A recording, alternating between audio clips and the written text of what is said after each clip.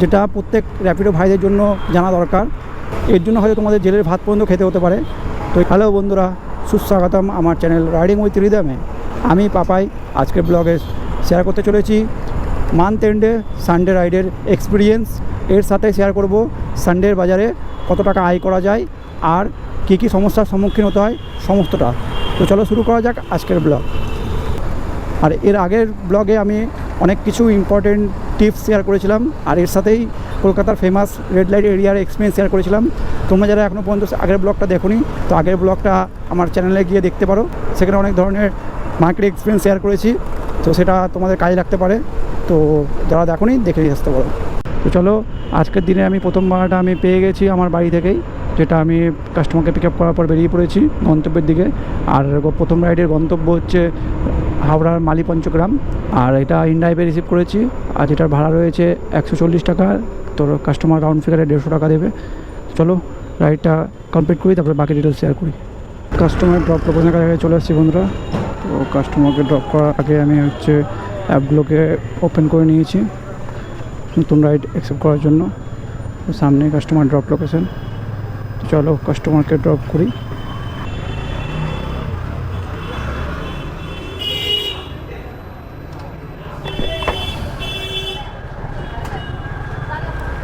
Online है cash?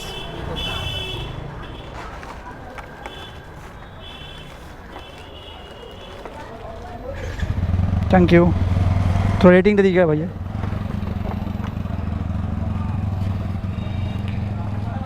তো প্রথম রাইডে বউনি করলাম 150 টাকা। আর এখন ঘড়িতে বাজছে 5টা 31 বাজে। তো 5টা থেকে বেরিয়েছি। রাইডটা ধরেছি আমি 4টে 50-এ। তো 5 মিনিট আমার বেরোতে টাইম লেগেছে, আর 5 মিনিট যেতে সময় লেগেছে কাস্টমার লোকেশনে। তো এই আধা ঘন্টার মধ্যে আমার এটা রাইড কমপ্লিট করলাম। এখন আছে আমি হাওড়ার মালিপঞ্চগ্রামে। তো এখান থেকে নেক্সট রাইড কোথায় পাই দেখা যাক। আজকে সানডের বাজার, মার্কেটটা মনে হচ্ছে খারাপ যাবে, কারণ মাসের শেষ। তো মাসের শেষে একটু বুকিংটা কম পাওয়া যায়। তবে আশা রাখছি 1000 টাকা অন্তত ইনকাম করেই যাব। তো চলো নেক্সট রাইড কোথায় পাওয়া যাচ্ছে তারপর কথা হচ্ছে। তো বন্ধুরা, আজকের ডেটে সেকেন্ড রাইড আমি পেয়ে গেছি। এই মালিপঞ্চগ্রাম মোড় থেকেই পেয়েছি, যাবে হচ্ছে পার্ক সার্কাস। আর এটা উবেরে পেয়েছি। 100 টাকা দেখিয়েছে ভাড়া, কাস্টমার 20 টাকা বাড়িয়ে দেবে বলেছে। তো বেশিক্ষণ ওয়েট করতে হয়নি আমাকে। তো দেখা যাক, কাস্টমার লোকেশন সামনে দেখাচ্ছে 400 মিটারের পিক আপ। আর যাবো 10 কিলোমিটারে। 10 কিলোমিটার একটু বেশি আছে, 11 কিলোমিটার মতো যা যেতে হবে। চলো কাস্টমারকে পিক আপ করে নিই। हाँ हाँ, OTP क्या है? 8। बैठिए भैया, हेलमेट तो है आपके पास ना? ठीक है ठीक है। তো কাস্টমারকে পিক আপ করা হয়ে গেছে বন্ধুরা। আর তাকে নিয়ে যাচ্ছি পার্ক সার্কাস বালিগঞ্জের দিকটাই। ডিস্টেন্স বেশি দেখাচ্ছে না, ডিস্টেন্স কমই আছে, কিন্তু বুকিং যখন এসেছিলো তখন 10.5 ছিল। তো এখন দেখছি এটা 8.4 আছে। আর সময় বেশি দেখাচ্ছে না, সময় খুব কমই দেখাচ্ছে, যেহেতু আজকে সানডে তো রাস্তা ফাঁকাই রয়েছে। তো আমি আমার যেসব ভিউয়ার্সরা রয়েছে, তো বা আমার যেসব র্যাপিডো ভাইয়েরা রয়েছে, তাদেরকে আমি একটা জিনিস সাজেস্ট করবো। সানডের দিন যদি কাজে বেরো, তাহলে দুপুরের পর বেরাবে কাজে, তাহলে একটা আর্নিং করতে পারবে ভালো মতো। কারণ সকালের দিকে সানডের দিনে বেরিয়ে কোনো লাভ হবে না, অফিস বন্ধ থাকে বেশিরভাগই। তো সেক্ষেত্রে তোমার টাইমটা বেশি চলে যাবে। চলো এই রাইডটা কমপ্লিট করি, তারপর বাকি ডিটেলস শেয়ার করছি।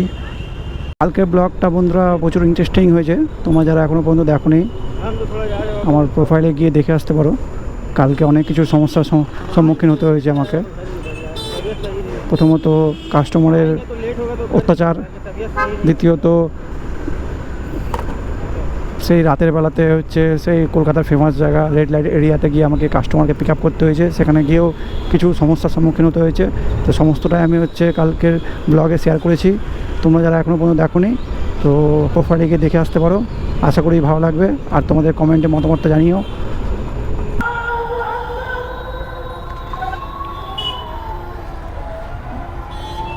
ऑनलाइन ना ऑफलाइन?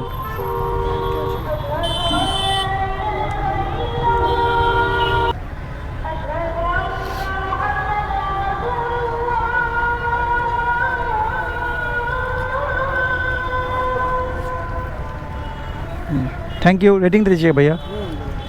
Thank you. তো এই কাস্টমারটার ভাড়া পেলাম 120 টাকা, উনি আমাকে 220 টাকা দিয়েছে, 100 টাকা রিটার্ন করলাম। তো চলো নেক্সট কাস্টমারের জন্য ওয়েট করা যাক। তো বন্ধুরা এখানে 5 মিনিট মতো ওয়েট করার পর আমি একটা রাইড পেয়েছি, ছোটো থেকে রাইড, বেশি বড় নয়, 50 টাকা রাইড পেয়েছি। এটা সামনে থেকে মা ফ্লাইওভারের নিচে পিক আপ রয়েছে, আর যাবে হচ্ছে বেনিয়াপুকুর, মানে ওই 2.5 কিলোমিটার কি 3 কিলোমিটার ড্রপ রয়েছে। কারণ দেখলাম আমি যা মার্কেটের পরিস্থিতি, ভাড়া সেরকম নেই, সেহেতু আমি যেটা ছোটো ভাড়া সামনে পেলাম তুলে নিলাম। পরে ওখানে যাওয়ার পর ওখানে দেখা যাবে কি পাচ্ছে না পাওয়া যাচ্ছে। সামনে পিক আপ আছে, এখানে কাস্টমার দাঁড়িয়ে আছে।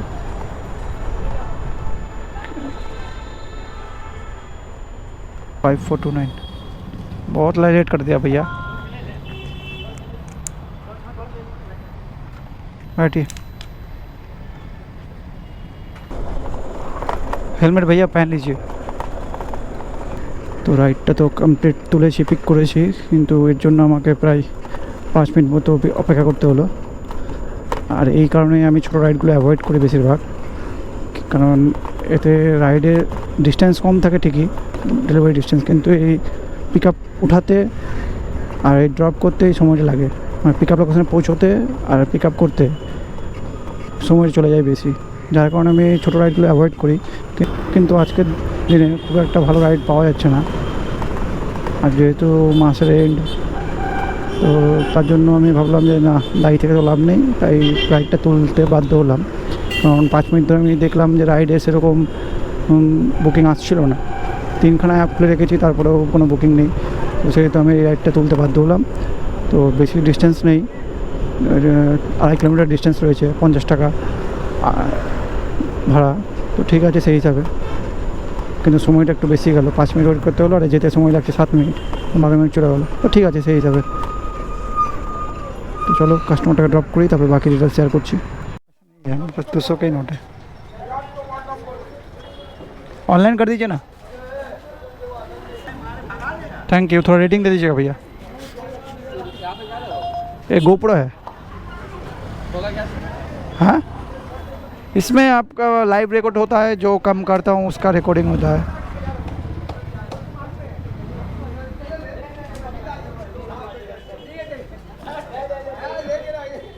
তো বন্ধুরা কাস্টমারকে তো ড্রপ করলাম, আবার প্রতীক্ষা করা হচ্ছে নেক্সট রাইডের, দেখা যাক কোথায় পাওয়া যায়।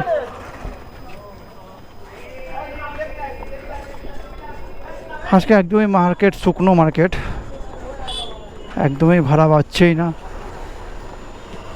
এই শুকনো মার্কেট থেকে যতটুকু ইনকাম করা যায় সেটাই অনেক। তো বন্ধুরা দীর্ঘ 15 মিনিট প্রতীক্ষা করার পর আমি একটা ভাড়া পেয়েছি। তো ভাড়াটা বলে পার্সেল পেয়েছি পিক আপ, সেটাও বেশি টাকার নয়, 60 টাকার মতো ভাড়া রয়েছে, আর কাছেই ড্রপ রয়েছে মল্লিক বাজারে। আজকের মার্কেটটা সত্যিই খারাপ যাচ্ছে। যদি আজকের দিনটা রবিবার না হয়ে অন্য দিন হতো তবে কিন্তু ভাড়া সংখ্যাটা বেশি থাকতো, কারণ মান্থ এন্ডে অনেক অফিসে বন্ধ থাকে না, আরও চালু থাকে, আর অনেক প্রেশার থাকে, তো সবাই মান্থ এন্ডে কিন্তু কাজ করে, সেক্ষেত্রে কিন্তু ভাড়ার সংখ্যাটা বাড়ে। তবে এটা রবিবার যেহেতু হওয়ায় সেরকমভাবে ভাড়া পাওয়া যাচ্ছে না, মানে বাড়ছেই না ভাড়া একদম। যাই হোক, কোনোরকম করে আজকে সময়টা কাটানো, কারণ এখন বাড়ি গিয়ে তো কোনো লাভ হবে না, যতটা পারা যায় কাজ করে বাড়ি ফেরা। चलो ये पार्सलटा के पिकअप करी, सामने लोकेशन रही है। हाँ मैं एकदम आपका लोकेशन जो डाला हुआ है पोर्टल में उसी लोकेशन में मैं खड़ा हूँ। मैं गलत खड़ी हूँ, आप गलत बुक किए हो वो बताइए। मैं क्या बोल रहा हूँ, मेरा गलती नहीं है, बोलिए। मैं चूतिया साल है, एक तो खुद गलत बुक करता है, मेरे को बोलता है।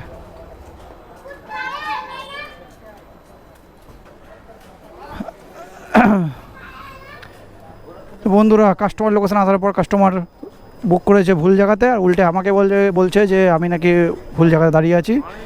এই নিয়ে কাস্টমার সাথে হলো কিছুটা বহস, মানে স্বীকার করবে না যে উনি ভুল করেছেন, ভুল শুধু আমরাই করি। তো যাই হোক, এখন কাস্টমার তো এই হবে না, মানবে না, তো কাস্টমার এখন কী করবে জানি না। আমি কাস্টমার লোকেশন থেকে বেরোচ্ছি।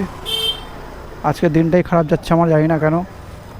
ভাড়াটা পেলাম, ভাবলাম যে এটা কমপ্লিট করি, কাছেই রয়েছে, কিন্তু এটা আর হবে না।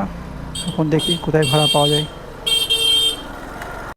ওই রাইডটা ক্যান্সেল হওয়ার পর আমি আবার একটা রাইড পেলাম পোর্টারে, যেটা তালতলা থেকে পিক আপ আছে আর যাবে হচ্ছে গোল পার্কের দিকে। জানি না এটা সাকসেসফুলি পিক আপ করতে পারবো কি না, নাকি আগের মতো হবে। চলো দেখা যাক। আজকে সত্যি বলতে কাজের মুড আসছে না। প্রায় আমার 15 মিনিট বসে থাকতে হলো লাস্ট রাইড করার পর। তারপরে যেটা রাইড পেলাম সেখানে আমার 10 মিনিট সময় গেল। এই যে দেখো, তোমার সামনেই ক্যান্সেল হয়ে গেল। মানে আজকে কপালটাই খারাপ, দেখছো, রাইডটা ক্যান্সেল হয়ে গেলো। আমি কাস্টমার লোকেশনের কাছাকাছি চলে এসেছিলাম আর রাইডটা ক্যান্সেল হলো। না আজকে জানি না, শনি গ্রহ চলছে, শনি দশা চলছে মনে হয় আমার, যার কারণে ভাড়াগুলো একের পর এক হচ্ছে, নষ্ট হচ্ছে। পরপর দুখানা ভাড়া আমার এরকম হলো। এইভাবে হলে পরে কাজের মোড় থাকে বলো তো, ভাড়ায় আসছে না। এদিকে বাচ্চা সোনারপুর রাজপুরের দিকে, রাজপুর সোনারপুর গেলে পরে তো আরও ফেসে যাবো। দেখি ধর্মতলার দিকে যাই, যদি ওদিক থেকে পাই তো ভালো, নইলে ভাবছি আজকের মতো বাড়ি চলে যাবো। আর ভালো লাগছে না, প্রায় আধা ঘন্টা হতে চললো খালি ঘুরে বেড়াচ্ছি। প্রতিটা লোকেশনে যাচ্ছি, পিক আপ লোকেশনে, আর শেষমেশ হচ্ছে খালি হাতে ঘুরে আসছি। তো চলো দেখছি, কিছুক্ষণ ওয়েট করি, যদি ভাড়া পাই তো কথা বলছি। ফাইনালি আমি একটা ভাড়া পেয়েছি, যেটা সেক্টর 5 RDB কাজে যাবে। আর ভাড়াটা রয়েছে পার্ক স্ট্রিট থেকে, পার্ক স্ট্রিট মেট্রো গেটের থেকে। তো নিয়ে যাই। ভাড়াটা খুব একটা বেশি নেই। কাস্টমারকে বললাম, রিকোয়েস্ট করলাম অনেকটাই, কিন্তু কাস্টমার বলছে না, এর দিতে পারবো না। তো এখান থেকে তো দেখা যায় ডিস্টেন্স 15 কিলোমিটার, আর তার উপর 1.5 কিলোমিটার মতো পিক আপ রয়েছে।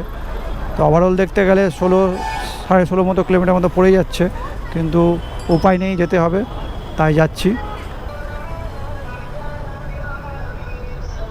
आप है क्या? हाँ ইনড্রাইভ তো, হ্যাঁ ওই তো বললো। রাইডটা তুলেছি সাকসেসফুলি অনেকক্ষণ বাদে, প্রায় 40 মিনিট গেল আমার। 40 মিনিট মতো গেল আমার খালি হাতে বসে থাকতে হলো। তো এটা যাবে RDBর কাছে, আর ভাড়াটা 140 টাকাতে দেবে বলেছে। 130 টাকা ছিল, 20 টাকা বাড়িয়ে চেয়েছিলাম, তো উনি রাজি হয়নি। তো যাই হোক, আমি ভাড়াটা বেশি ইনপুট করিনি ইনড্রাইভে, মানে মিডিয়াম রেঞ্জে আমি করেছি। এখানে ছিল 140 টাকার, কিন্তু 140 টাকাতে আমি রিকোয়েস্ট সেন্ড করিনি। কারণ কি, আমি ভাড়া পাচ্ছিলাম না, আমার ভাড়া দরকার ছিল, নাহলে আমি ডিমোটিভেট হয়ে যাচ্ছিলাম। তো তার কারণে আমি এটা কম ভাড়াতে অ্যাকসেপ্ট করেছি। আর এটা RDBর কাছে নিয়েছে, আশা করি ওখান থেকে পেয়ে যাব ভাড়া। কারণ এই সময়টা অনেকে অফিস ছুটি হয়ে যাবে, কারণ সানডের দিনে অনেক অফিস খোলা থাকে। দেখা যাক, চলো এই রাইডটা ড্রপ করার পর বাকি শেয়ার করছি। তো বন্ধুরা, কাস্টমারকে ড্রপ করলাম আর 140 টাকা পেয়ে গেছি এই ভাড়াটাই। আর এই মুহূর্তে বাজছে 7:47 বাজে, আর পেরেছি 5টার দিকে, মানে এই 3 ঘন্টা কাছাকাছি হতে চললো। 3 ঘন্টা কাছাকাছি হতে চললো। আর এখন ইনকাম হলো, প্রথম ভাড়া 150, পরে ভাড়াটা পেলাম 120 টাকা, 270 টাকা। আর পরে একটা ছোটো থেকে টিপ পারলাম 50 টাকার, 320 টাকা। আর এটা পেলাম হচ্ছে 140 টাকা, 320 আর হচ্ছে 140, মানে 360, 460 টাকা। 460 টাকা আপাতত ইনকাম হয়েছে। দেখা যাক আর কত টাকা করা যায়। চলো শেয়ার করছি ভাড়া অ্যাকসেপ্ট করার পর। তো একটা পেয়েছিলাম ঠাকুরপুকুর জোকার সাইডে। তো জোকাতে যাওয়াটা সম্ভব নয় এই মুহূর্তে, এমনি রবিবার, তার মধ্যে জোকা যাওয়াটা ভাড়াটা ছিল 220 টাকা, আর ডিস্টেন্স ছিল 25 কিলোমিটার, কিন্তু ওইটা গেলে পরে ফেসে যেতাম। আর তার সাথে একটা রুবির দিকে, অভিষেকতার দিকে, রুবি অভিষেকতা যেটা আছে ওই দিকটায় আমি একটা ধরেছি। তো ওইটাই যাচ্ছি। কাস্টমার বলেছে কিছু বাড়িয়ে দিবে, ভাড়াটা দেখেছি 100 টাকা, কিন্তু ডিস্টেন্স দেখাচ্ছে 11 কিলোমিটার। কাস্টমার তো বলেছে বাড়িয়ে দেবে, দেখা যাক কত টাকা দেয় না দেয়। চলো লাইভে থাকো, শেয়ার করছি। दीदी 150 रुपये नहीं हो पाएगा? आज संडे का दिन है, पूरा एकदम मार्केट ख़राब जा रहा है, ऊपर से मंथ एंड है, एकदम ख़राब हो रहा है। OTP तो ठीक है।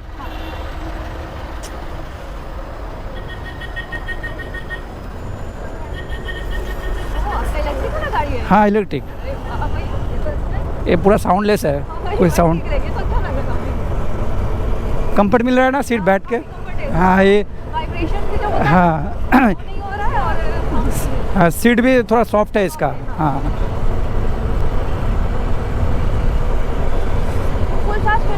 देर चल जाता है भैया? ये एक बार फुल चार्ज करने पर 120 किलोमीटर चल जाता है।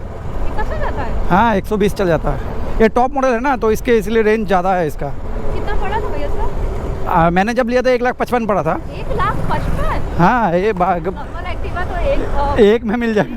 5 में ही मिल जाता है। हाँ हाँ हाँ, ये बैटरी गाड़ी का दाम ज़्यादा होता है।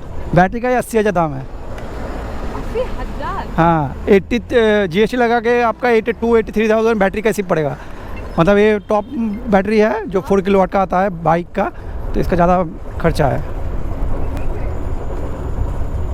अभी तो नया बाइक भी निकला है इलेक्ट्रिक, इसी कंपनी का बाइक भी निकला है, उसका रेंज इससे भी ज़्यादा है। उसका प्राइस आपका 2,20,000 पड़ता है।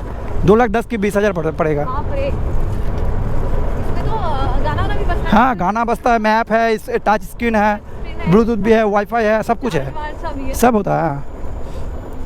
इसका और एक मॉडल है जिसका ये सब नहीं है, सिर्फ गाड़ी चलेगा, मतलब रेंज ऐसा ही देगा, लेकिन उसका प्राइस आपका 1,30,000 करीब पड़ेगा। अच्छा, तो आप सोचा कि 20-25 देके जा। हाँ थोड़ा गाना बना सुनते रात के जब काम करते तब गाना। बाई चांस हाँ। 20 रास्ते में इसका चार्ज खत्म हो जाए, हाँ तो मतलब पेट्रोल पंप में चार्जिंग पॉइंट नहीं, इसी का डिसएडवांटेज है ये वाला। Minus point. हाँ हाँ, मतलब इसीलिए तो पेट्रोल गाड़ी लोग अभी स्विच नहीं कर रहा है। जब पूरा पेट्रोल ये भी मान लो कम से कम लेकिन आपको नहीं लगता कि पेट्रोल पंप में ये सब लगाना चाहिए? लगा लेगा तो तब पेट्रोल का जो गाड़ी है ना, सब बंद हो जाएगा ना। इसी में आ जाएगा। हाँ इसी में आ जाएगा। तो इलेक्ट्रिक गाड़ी लेने के बाद तो खर्चा कम हो जाता है ना। गाड़ी का लोग ना मतलब एक ही रीजन की वजह से नहीं लेते कि अगर बीच में चार्ज खत्म हो गया तो क्या करें? नहीं, यहाँ पे तो दिखा देता है कितना चलेगा नहीं चलेगा, जैसा कि आपका डिस्टेंस मैप में देख लिया तो कि निकलेंगे ही नहीं, हाँ, आप निकलेंगे। तो उसी हिसाब से हम चलाएँगे।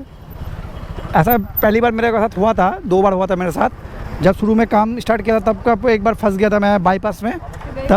तब मैंने वो बाईपास ढाबा है ना, उसके बाजू में एक ढाबा है और एक ढाबा है, वहाँ पे जाकर रिक्वेस्ट करके फिर चार्ज में लगाया। वो इलेक्ट्रिक सॉकेट दिया मेरे को, फिर वहाँ पे चार्ज पे बैठाया 15 मिनट तक, फिर चार्ज जितना हुआ उसमें उतना मैं बाड़ी घर आ गया। और एक बार हुआ था मेरा घर के पास ही 2 किलोमीटर के अंदर में हुआ था, तो मैंने रैपिडो बुक किया। रैपिडो बुक करके फिर मैं उनको बोला भैया मेरा ऐसा ऐसा हुआ है तो थोड़ा खींच दो। तो वो मैंने रस्सी पर मतलब रखा रहता है घर डिक्की में, तो हाँ रस्सी बांध दिया गाड़ी में, वो खींच के लेके गया। ऐसा मेरे साथ 2 बार हुआ है। तो उसके बाद मेरे को रियलाइज़ हो गया कि कैसे चलाना है। तो तब से मैं जब भी गाड़ी मतलब 20-30 किलोमीटर रहता है तब मैं घर की तरफ बढ़ जाता हूँ। हाँ, और काम नहीं करना है, और घर की तरफ चल जाता हूँ, तो उससे मेरा बैटरी भी सेफ रहता है और ऊपर से तो टेंशन नहीं रहता है कि फंस जाना है। हाँ बाप रे बाप, एक बार। हाँ ये तो मैं एक गोप्रो कैमरा है। अभी रिकॉर्ड करते हो क्या? अभी रिकॉर्ड होता है, जब जितना भी राइड करता हूँ उतना सबका रिकॉर्ड होता है। मतलब ऐसे ही? ऐसे ही नहीं, रीज़न है, बहुत रीज़न है। यूट्यूब में अपलोड भी करता हूँ। अच्छा हाँ, ये अच्छा लगा सुन के। हाँ आप रिकॉर्डिंग करते हो ना, मॉडल वगैरह करके यूट्यूब पे डालते हो? हाँ हाँ, जो जैसा कि आज का मूवमेंट काम किया, कितना काम किया, कैसा कैसा कस्टमर से बातचीत हुआ, क्या क्या हुआ, सारा कुछ। दीजिएगा तो आप मेरे को? ठीक है ठीक है ठीक है ठीक है, दे देंगे। अरे अभिषेकता यहीं पे हाँ अभिषेकता हाँ ठीक है ना। हाँ थक गया बहुत ज़्यादा। छुट्टा नहीं है दीदी, मेरे पास 50 का ही होगा। हाँ भैया वाह। मेरे पास नहीं है दीदी, देखिए आप देख लीजिए, नहीं है मेरे पास, नहीं है। थैंक यू, थोड़ा रेटिंग दे दीजिएगा ना दीदी। Thank you. ठीक है भैया, থ্যাংক ইউ। তো বন্ধুরা, কাস্টমার খুব হ্যাপি কাস্টমার ছিল, আমাকে 150 টাকায় দিয়েছে। আমি 150 টাকায় চেয়েছিলাম। 150 টাকা চাওয়ার কারণ আছে, কারণ সানডের দিনে না ভাড়াটা পাওয়া যাচ্ছে না খুব একটা, আর তার উপর হচ্ছে জায়গাটা একটু অফবিট, মানে এই মুহূর্তে এই জায়গা থেকে ভাড়া পাওয়া যাবে না আজকে, যেহেতু এখন এখান থেকে বেরিয়ে পড়ছি আমি হচ্ছে কাসবার দিকটায়, কসবার দিকে ওই অ্যাক্রোপলিস মলের দিকে যাচ্ছি। অ্যাক্রোপলিস মলের দিক থেকে হয়তো পাওয়া যেতে পারে। তো আর কাস্টমারটা আমার হচ্ছে একটা সাবস্ক্রাইবারও হয়ে গেল, যাই হোক ডবল বেনিফিট হয়ে গেল। তো এখনও অবধি আমার ইনকাম দাঁড়ালো তবে ওইদিকে 460 আর এখন 150 টাকা, তার মানে 500-600 টাকা, 610 টাকা হয়েছে। আর এখন 8:30 বাজছে, দেখা যাক 10টা অবধি করবো, কত টাকা আর্ন করা যায়। আজকে বন্ধুরা সব র্যাপিডো ভাইয়েরা সব লাইন দিয়ে দাঁড়িয়ে আছে ওই রুবির মোড়ে, মানে অবস্থা সবারই খারাপ। আর অবস্থা খারাপ হওয়ারই কথা, স্বাভাবিক, কারণ দিয়ে আজকে মান্থ এন্ড আছে, মান্থ এন্ডে আর তুমি রবিবার দিন তবুও, তো রবিবার দিন তুমি কী আর পাবে ভাড়া। তবুও তো আমি কম সময়, আর এখন 9টা বাজতে চললো, মানে 8:30 দিকে আমি ছেড়েছি, 8:30, 9টা বাজেনি, এখন 8:40 বাজে।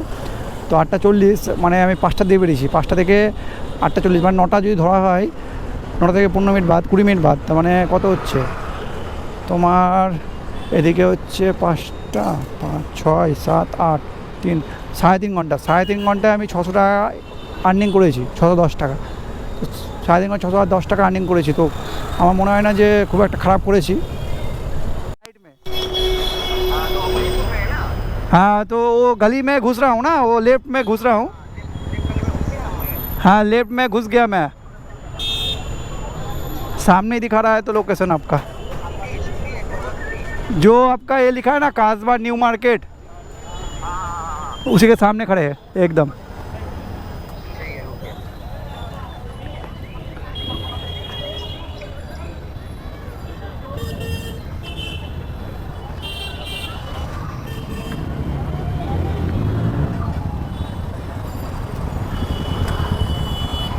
आप ही का है पेमेंट भैया? तो कुछ बढ़ा के बोल रहे हैं, मतलब 22 किलोमीटर रास्ता है, 250 हो पाएगा? 250 हो पाएगा भैया, बोल रहे 250 हो पाएगा क्या? 200 भी ऊपर दिखा रहा है भाई, 250 रुपये 50 रुपये कोई बढ़ाएगा भाई? 22 किलोमीटर रास्ता है, पता है भैया, 30 रुपये बढ़ा देने बोलिए। हाँ बोल देंगे 30 रुपये 30, बढ़ा देंगे। ठीक है थैंक यू भैया, कर देने बोलिएगा भैया, हाँ থ্যাংক ইউ। 15 মিনিট মতো অপেক্ষা করার পর ভাড়াটা পেয়েছি একটা, যেটা হচ্ছে যে অ্যাক্রোপলিস মল থেকে যাবে হচ্ছে রাজারহাট সিদ্ধা টাওয়ার, আর এটা পার্সেল পেয়েছি ইন ড্রাইভে, 200 টাকার ভাড়াটা রয়েছে, কিন্তু কাস্টমারকে বলেছি 30 টাকা বাড়িয়ে দিতে, কারণ ডিস্টেন্স রয়েছে এখান থেকে 23 কিলোমিটার মতো ডিস্টেন্স রয়েছে।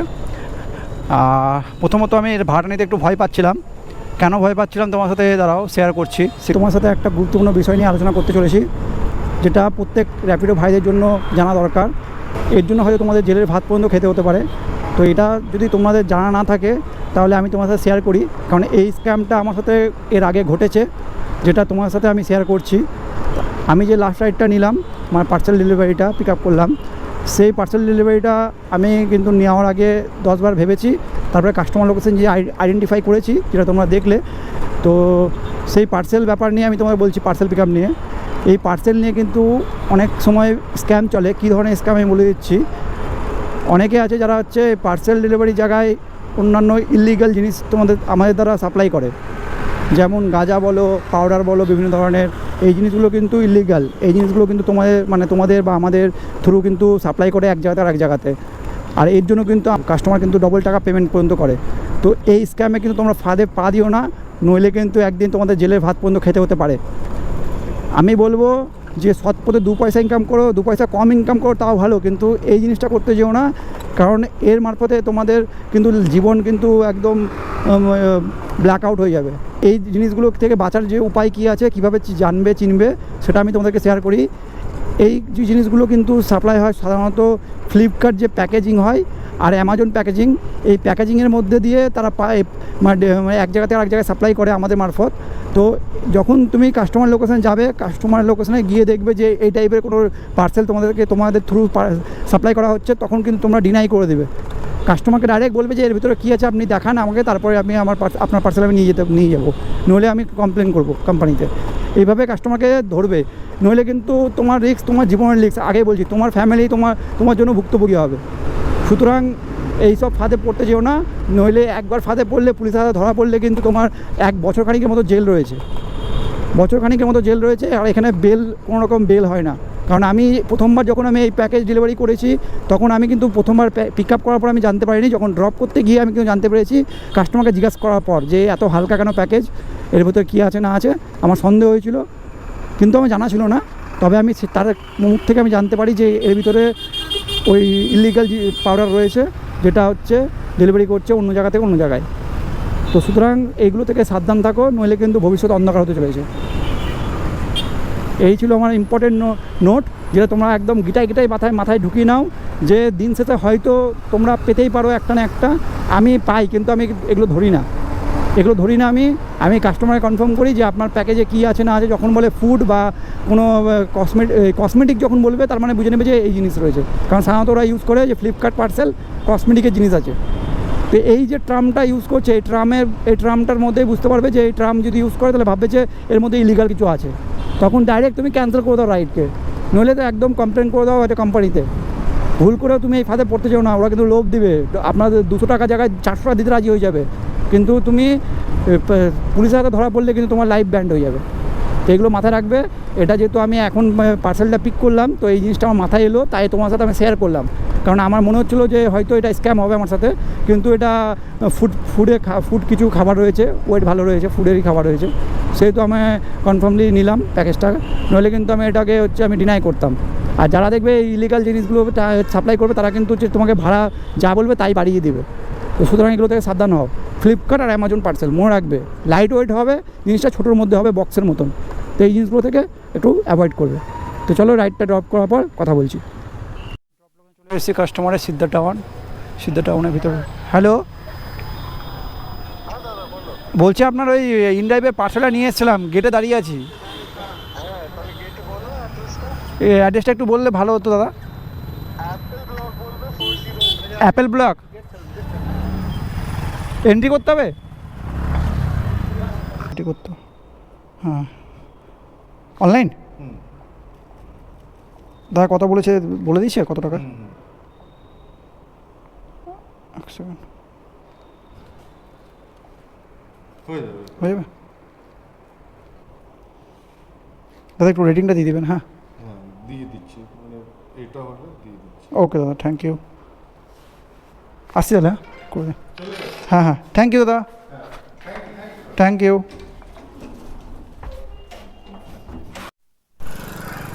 তো বন্ধুরা এখন বাজে 9:58, 10টা প্রায় বাজতে চললো।